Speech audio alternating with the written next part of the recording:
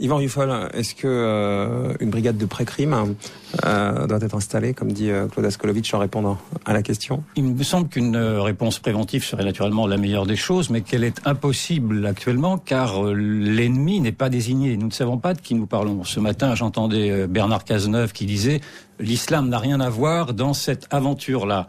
Donc déjà, si le ministre de l'Intérieur commence à dire ceci, il dit une contre-vérité. Certes, l'islam en tant que religion n'a rien à voir, mais l'islam en tant que structure politique a à voir. C'est l'islam radical qui est au cœur de ce nouvel antisémitisme qui existe dans les cités depuis maintenant au moins les années 2000, et d'ailleurs que les mouvements antiracistes ne veulent pas toujours voir. Ils veulent voir l'antisémitisme de l'extrême droite, mais pas cet antisémitisme qui fait couler du sang. Donc il faut déjà ouvrir les yeux. Or, d'ouvrir les yeux, ça demande un sacré travail sur les mentalités, parce que j'entends dire que ce voyou, maintenant ce tueur, aurait été islamisé dans les prisons. Ça, je veux bien le croire. Il y a certainement dans les prisons même des vigilances accrues à voir, mais l'islam se ne fait pas simplement dans les prisons, l'islam se fait dans les mosquées.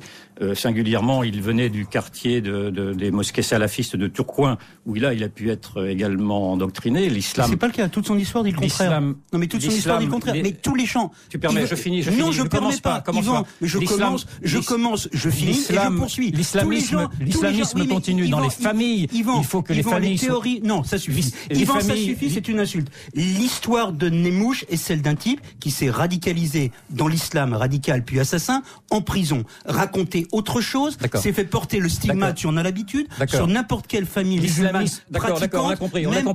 On connaît ta collaboration avec l'islamisme radical, et ça ne m'intéresse pas. Ma collaboration, tu emploies ce mot-là. Oui, j'emploie ce mot-là. La collaboration. Absolument. Je finis de dire... Attends, j'ai des excuses ou je suis parti? J'ai des excuses maintenant sur le mot collaboration où je suis parti. Je finis de dire... Olivier Fogiel, je suis très calme. J'ai des excuses sur le mot collaboration où je suis parti.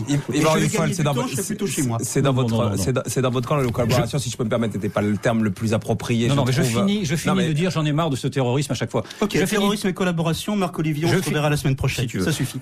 Je finis de dire, il y a pas simplement les mosquées qui sont également au cœur de tout ceci, il y a également les familles, et il y a également surtout ce que l'on vient de voir, cette impossibilité qu'il y a pour certains qui ont pris cause, pour des bons sentiments très justement, qui ont pris cause pour cet islamisme radical et qui ne veut pas voir le fond de l'antisémitisme qu'il y a derrière. On a bien compris ce que vous dites.